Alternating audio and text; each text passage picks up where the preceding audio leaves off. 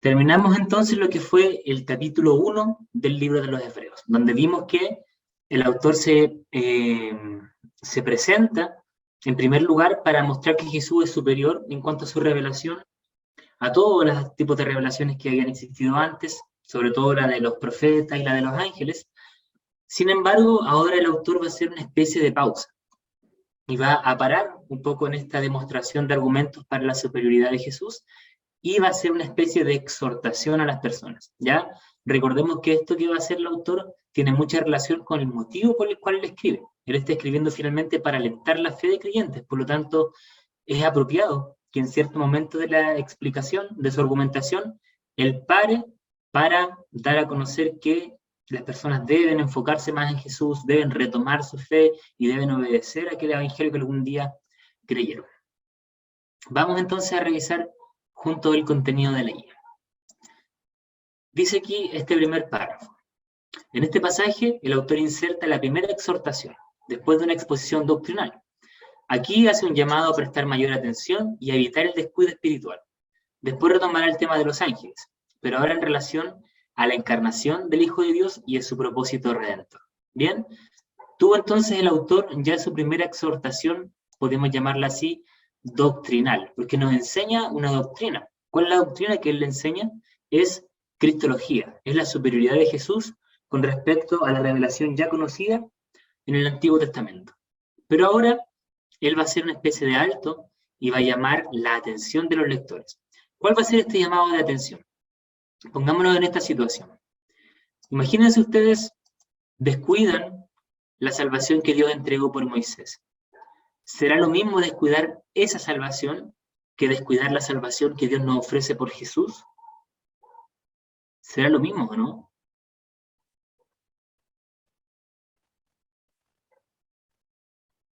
Y si no es lo mismo, ¿cuál es la diferencia en haber descuidado la revelación de Moisés y haber descuidado la revelación de Jesús?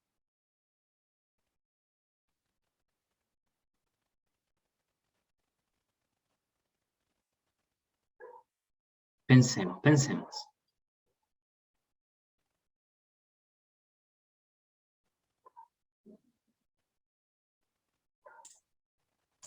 Profe, ¿Sí?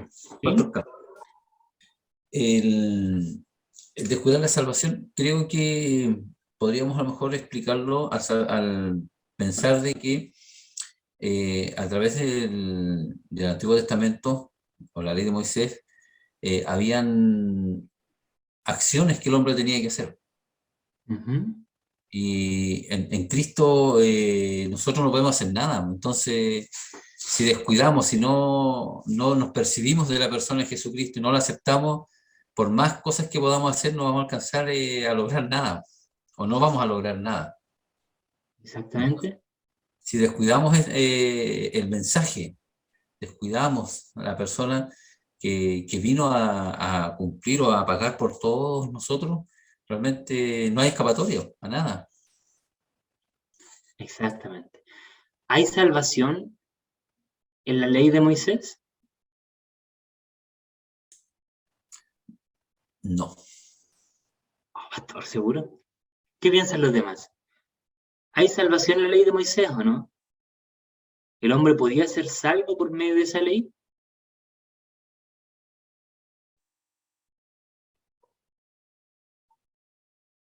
Pregunta profunda, ¿eh?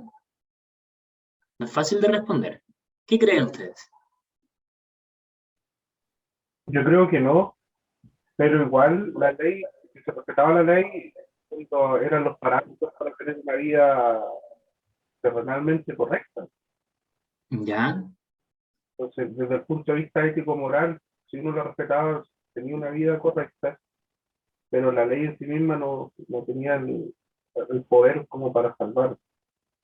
Al menos, quizás terrenalmente, éticamente, moralmente, sí permite tener un buen comportamiento, pero salvarlo. En la ley hay una especie de trampa. Hay una especie de trampa en la ley porque técnicamente podría salvarnos. Ni lo que estoy diciendo, ¿eh? Pero el punto es que nosotros no estamos capacitados para cumplir con esa ley. Es como si Dios nos exigiera volar, no tenemos alas, es imposible para nosotros, ¿ya? ¿A qué me refiero con eso? A que la ley, en cuanto a perfección moral, como decía quizás José, representa una especie de salvación para el hombre. Porque un hombre santo podría cumplir con esa ley, pero un hombre que está bajo la ley del pecado, le es imposible cumplir con la ley que Dios estipuló en el Antiguo Testamento. Por lo tanto, nunca podríamos alcanzar esa salvación, porque supera nuestros estándares. No lo podemos hacer, necesitamos de algo más. ¿Se entiende esa idea? O sea, la forma de relacionarse con Dios, que es finalmente la salvación es poder retomar ese vínculo que se había perdido con Dios. Había una especie de forma de recobrar ese vínculo por medio de la ley. Pero el hombre estaba incapacitado, porque todavía seguía sujeto bajo la ley del pecado.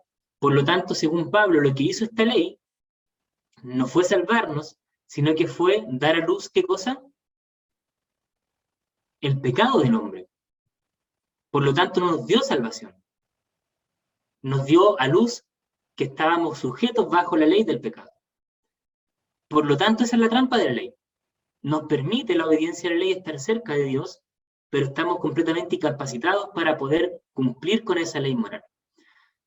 Entonces, lo que nos dice aquí el autor de Hebreos es que ahora se nos abrieron las puertas, ¿ya? Lo que antes era imposible, ahora sí es posible con esta revelación de Jesús. Porque Jesús no apela a una conducta moral del ser humano, sino que apela a la transformación del ser humano. Por lo tanto, Dios nos capacita por medio de la fe, ¿cierto?, para poder cumplir con su ley, pero además nos justifica ante Dios y recobramos esa relación aún siendo pecadores. Entonces, imagínense tremenda oportunidad que nos ha dado Dios en Cristo. ¿Y qué pasa si la desperdiciamos? Esa es la pregunta que nos hace el autor. ¿Cómo vamos a desperdiciar esta tan grande oportunidad? ¿Sí? Profesor, bueno, yo también pido disculpas por estar con la cámara apagada, pero igual estoy como el hermano José, así que Sí. no nos vamos a presentar en estas condiciones. No, por favor. Profesor, ¿habrá sido por eso que al pueblo judío le costó tanto reconocer a Cristo en ese tiempo? Porque si ellos se guiaban bajo la ley y todos sus estándares de vida se guiaban bajo la ley, y Cristo rompió todo estándar que ellos tenían en su mente, ¿por eso les sería tan difícil el poder reconocer a Cristo en ese tiempo? Porque, o sea, Cristo él sabía la palabra, pero él en el tema del día sábado, en muchas cosas que él fue diferente, por eso les costaría tanto aceptarlo. Sí. Bueno, yo creo que Jesús, ahí hay dos cosas importantes que rescatar. Jesús sí cumplió con la ley. Jesús nos dice la Escritura que Él fue perfecto en todo lo que hizo. Por lo tanto, en la esencia de la ley, en la interpretación correcta de la ley, Jesús cumplió con todo. Y Él no necesitó de un mediador para vincularse con Dios. Él cumplió con toda la ley, con la esencia de la ley, con lo que era importante de la ley, la verdadera interpretación de la ley.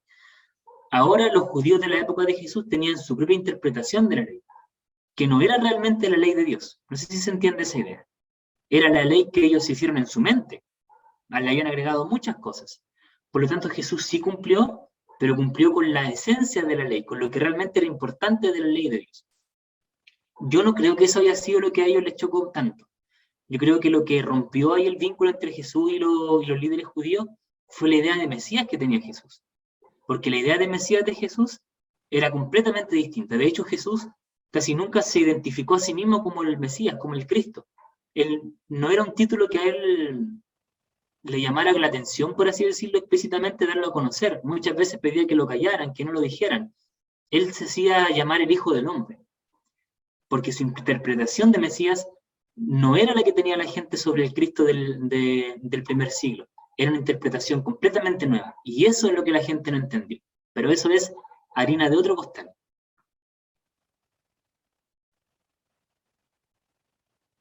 Porque si me pongo a hablar de eso, hermano, se nos van a llegar las 10. ¿Pero se entiende sí la idea? ¿Hasta aquí lo que se quería transmitir? Sí, Bien, muy bien. Por lo tanto, Jesús nos entrega esa oportunidad a nosotros. Y el autor de Hebreos dice, ¿cómo vamos a desperdiciar? O literalmente voy a leerlo aquí, dice, ¿cómo escaparemos nosotros si descuidamos una salvación tan grande? O sea, si descuidamos la opción que Dios nos da de transformar nuestro corazón por medio de la fe y de ser aceptos solamente por el hecho de creer en Jesús, ¿qué otra opción de salvación vamos a tener? ¿Dónde podríamos encontrar salvación si no es en Cristo? En ninguna parte. Porque Jesús va a ser la mayor revelación de Dios y también la última. Después de Cristo no hay nada más. Por lo tanto, por eso es tan determinante que estas personas que están a punto de abandonar la fe no lo hagan, porque fuera de Cristo ya no hay otro camino más excelente. Solamente en Él podemos alcanzar una salvación verdadera, una salvación que ni siquiera se nos presentaba posible dentro de los estándares de la ley.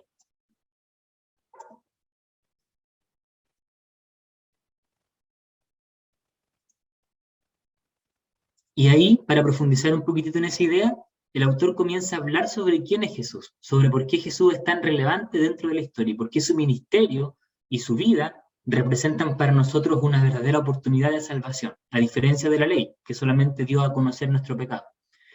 Y primero, él habla de que Jesús fue exaltado después de su sufrimiento.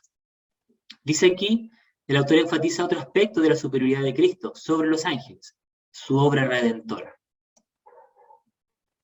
Jesús, por medio de su encarnación, adoptó una gloria poco menor a la de los ángeles. Se vistió de ropaje de nuestra humanidad. En esta condición de hombre perfecto y por su triunfo final sobre la muerte y el pecado, ha sido nuevamente coronado de honra y de gloria. De este modo, ha abierto el camino de retorno a casa para el pecador. Y eso es lo importante de esta nueva salvación que se nos ha presentado en Cristo, porque esta sí es una salvación real para el ser humano. La del Antiguo Testamento no era una salvación real, porque no teníamos la capacidad de poder, como dice ahí al final, volver a casa, volver a vincularnos con Dios, porque nuestro pecado constantemente nos arrastraba hacia atrás, nos hacía retroceder. Pero hoy en día vemos que aquí se nos muestra que Jesús, que era un ser preexistente, igual a Dios, tomó ropaje de hombre, se hizo hombre, bajó, descendió para decir en su condición, y no solamente descendió, sino que enfrentó la muerte, y una muerte que era expiatoria. ¿Expiatoria para qué? Para poder perdonar nuestros pecados ante Dios, reconciliarnos con Él, y luego de eso, Jesús no se quedó en esa condición de muerte, sino que fue exaltado por el Padre y llevado a una situación de gloria, luego de su resurrección. Por lo tanto, ahora sí tenemos salvación real. Ahora sí podemos realmente ser salvos. ¿Por qué podemos ser salvos? Porque Jesús hizo esto, que nos dice aquí. Se hizo hombre, se encarnó, sufrió, llevó nuestro pecado en la cruz y luego fue exaltado y levantado a su condición anterior. Se enfatiza después un poquitito más en lo que es la encarnación del Hijo y también en esta obra redentora que estamos hablando. Dice que a continuación expone la conveniencia de la encarnación de Jesucristo y del sufrimiento vicario. Esta experiencia le perfeccionó o acreditó para ser el autor de la salvación. Eso lo vamos a marcar aquí. Su obediencia y muerte lo capacitaron para que fuera el perfecto representante de la humanidad caída. Esta idea la vamos a tocar igual. Y que sufriera el castigo del pecado en lugar de ella. La experiencia humana de Cristo, especialmente por medio del sufrimiento, le permitió también identificarse con las necesidades del ser humano. De este modo, vamos a marcar aquí, de este modo llegó a ser competente para asumir el papel de verdadero líder a favor de los que han de gozar la gloria. Dos cositas importantes aquí. ¿Por qué Jesús tuvo que tomar cuerpo de hombre? ¿Por qué no pudo asumir quizás el precio de nuestros pecados siendo el Dios? ¿Cuál era la necesidad, creen ustedes, de hacerse hombre, de encarnarse?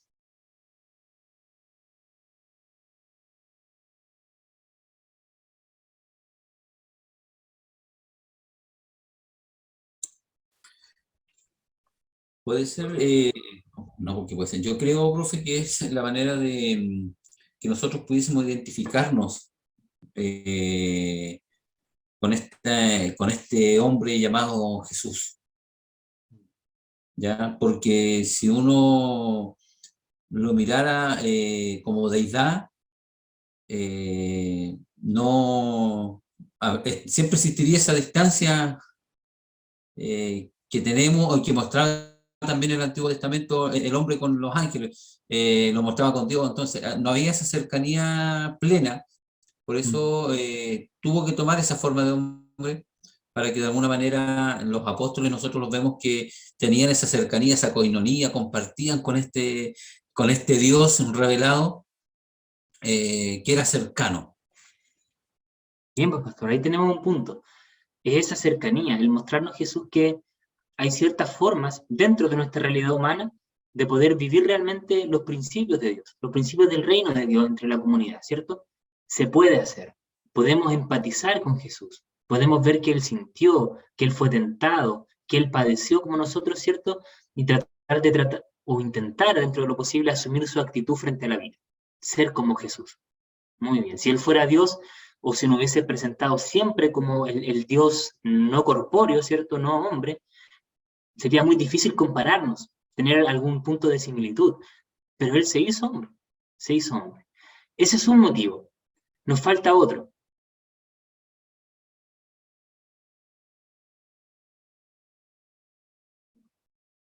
Un motivo fue ese, nos falta uno todavía.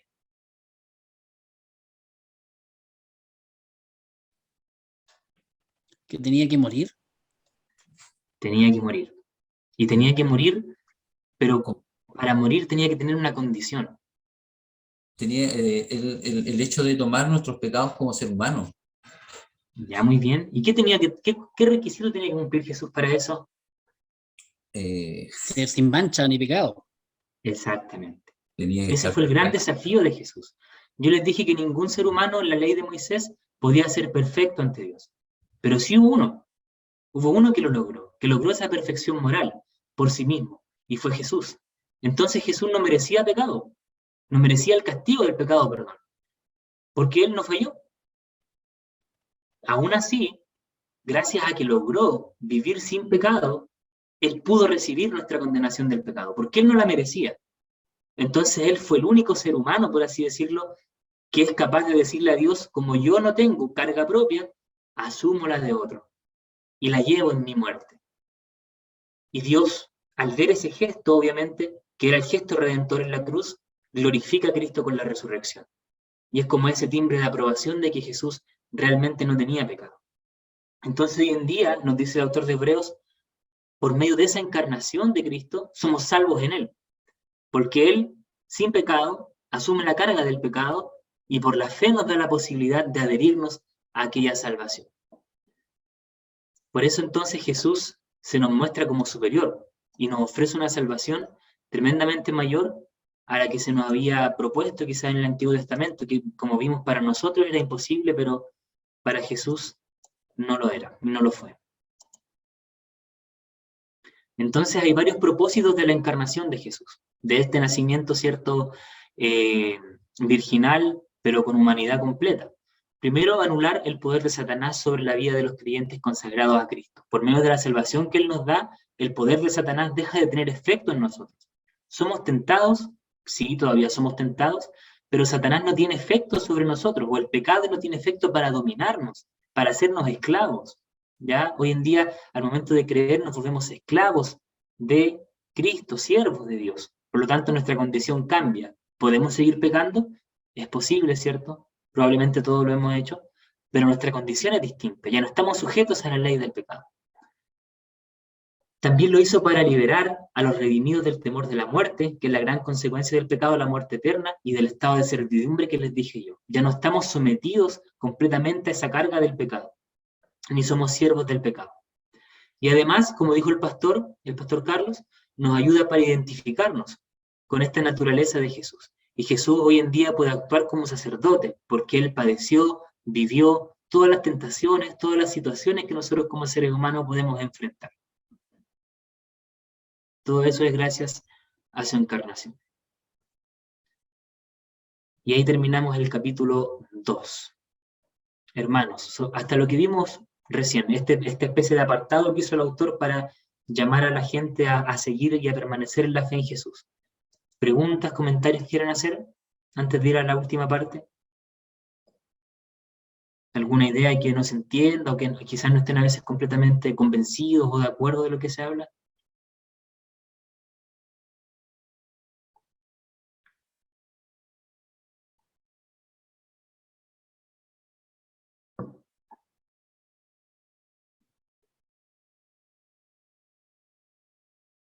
Muy bien, vamos entonces con la última patita, que sería Cristo superior a tres grandes personajes de la historia de Israel: a Moisés, a Josué y también a Aarón. Aquí vamos a abarcar el capítulo 3, 4 y parte del capítulo 5 de Hebreos.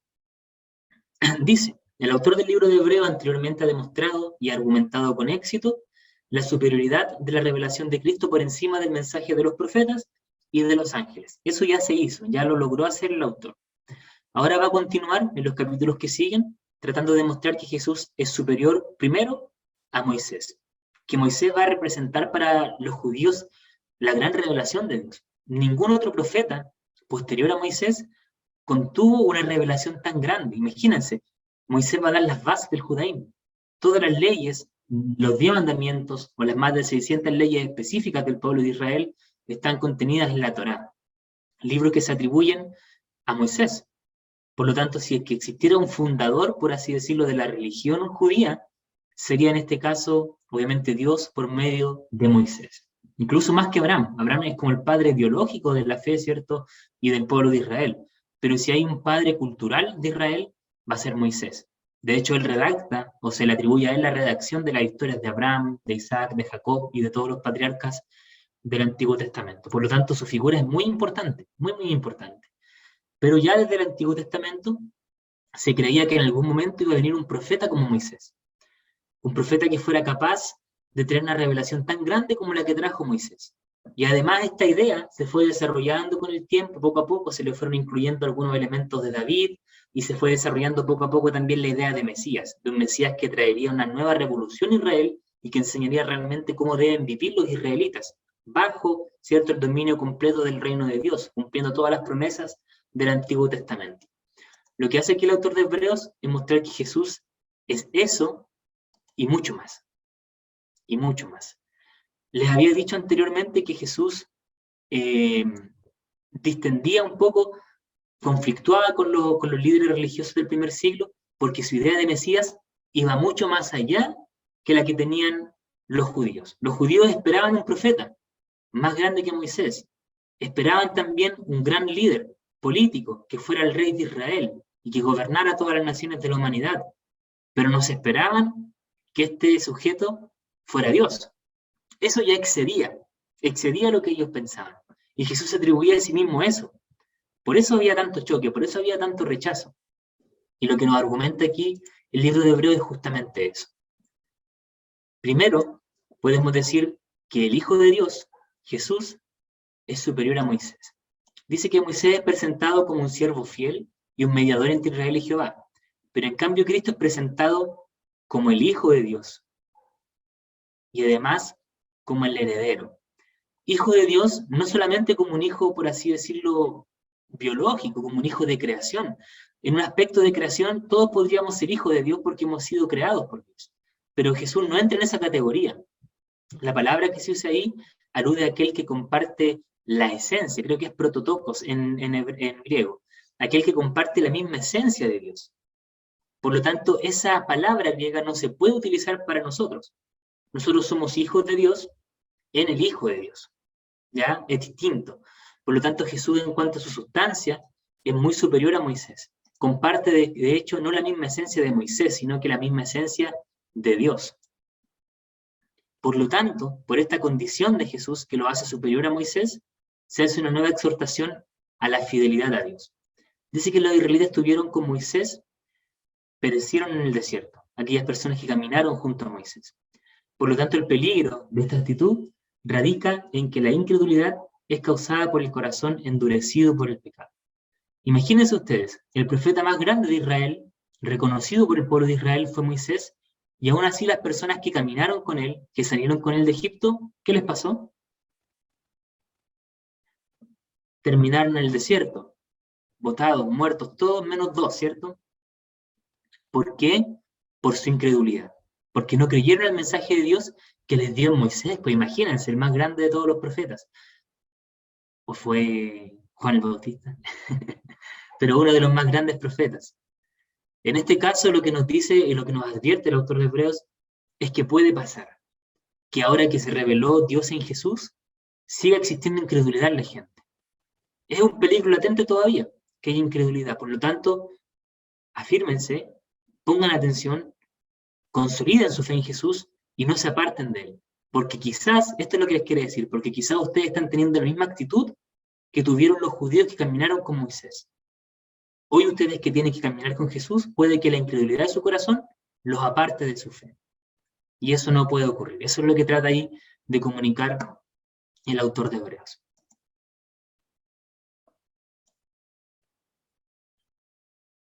En cuanto a su relación con Moisés solamente, hermano, antes de seguir avanzando a Josué y a Aarón, ¿comentarios que quieran hacer? ¿Preguntas?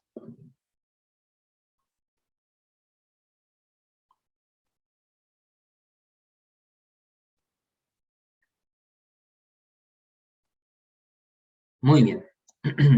El autor entonces, ¿sí, pastor?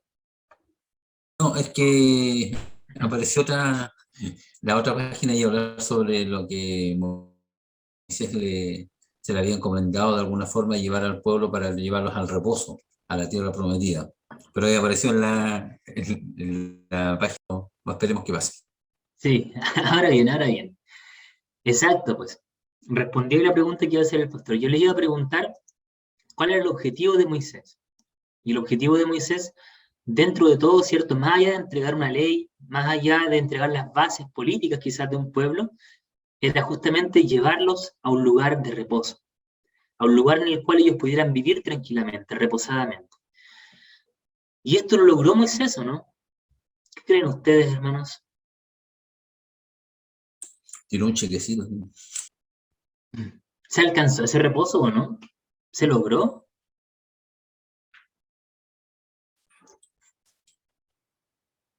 ¿Vivió tranquilamente el pueblo de Israel?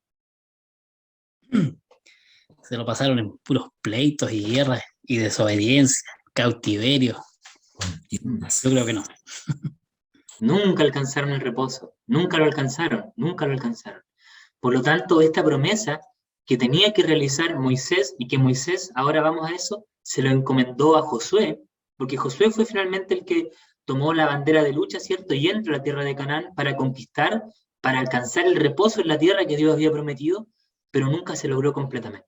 De hecho, ni en los tiempos de Josué, ni en los tiempos de Salomón, que fue la máxima expansión territorial que tuvo Israel, nunca se alcanzaron los límites que Dios había prometido, y mucho menos la paz en esa tierra, porque estuvieron constantemente en conflicto con sus pueblos vecinos.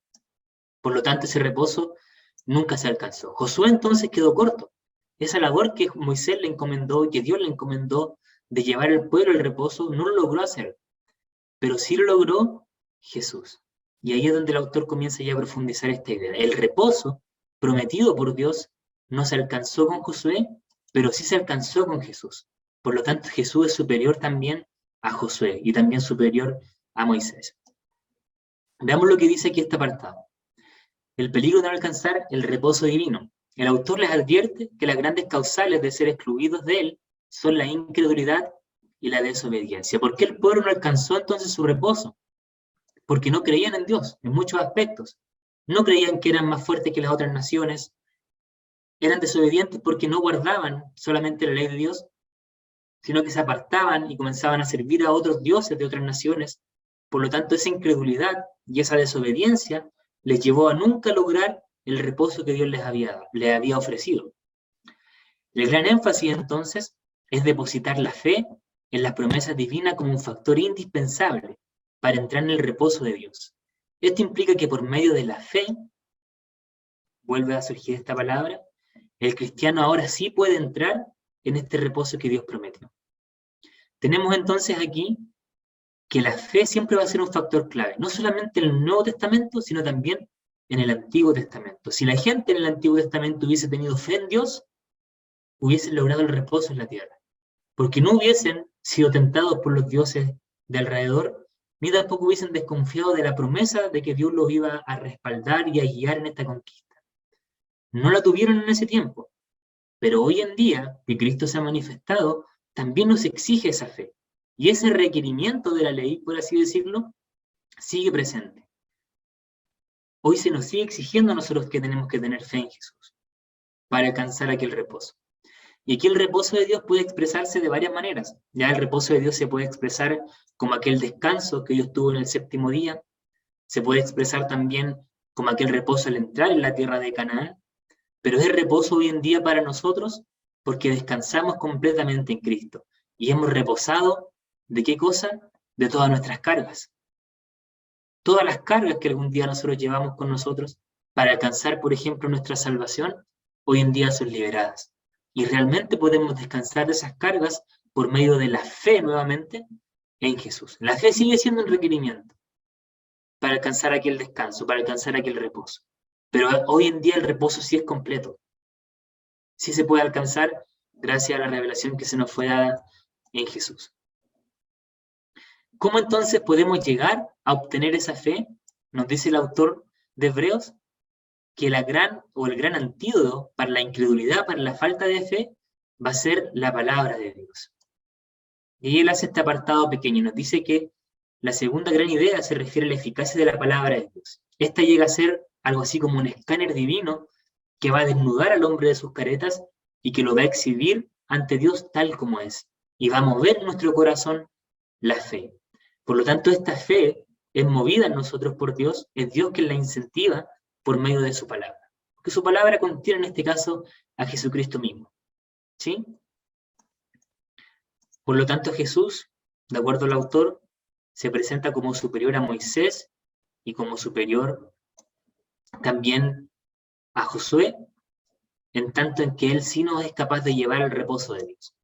Obviamente por medio de la fe, suscitada, movida por la palabra de Dios. Preguntas, hermanos. Comentarios.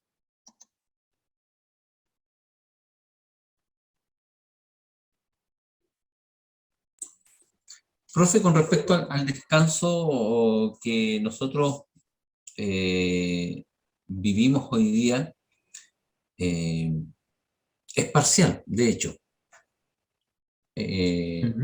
Y la plenitud de esto lo vamos a alcanzar una vez que estemos en gloria con Cristo. A lo mejor el pueblo se conformó a lo mejor en decir ya estamos en la tierra prometida y su descanso pleno era culminar la tarea, la cual no lograron. Y comienza con las dos tribus, sí, creo que son las dos tribus que no cruzaron el Jordán, ¿ya? Para entrar realmente a la tierra prometida. Ellos de alguna forma miraron la tierra de lejos a pesar de que están en un buen lugar, pero no era lo que Dios les había prometido. Exactamente. Nosotros también de repente podemos caer en ese engaño de sentirnos, ya aceptamos al Señor de alguna manera y nos quedamos ahí disfrutando de ese, a ver cómo lo explico, de ese reposo, de esa plenitud, pero no completamente. Y también a lo mejor podemos aludir a lo que el escritor decía, no nos descuidemos, no hay que hacer cosas que vamos a perder este descanso, esta plenitud, esta salvación. No sé si hay algo podemos interpretar más o menos con respecto a eso. ¿Qué nos hace esperar entonces? Porque el pastor ahí dio una idea que es correcta. Nosotros hoy experimentamos cierto reposo, cierta salvación, incluso podemos decir, que todavía no se ha consumado completamente. ¿Qué nos hace esperar entonces?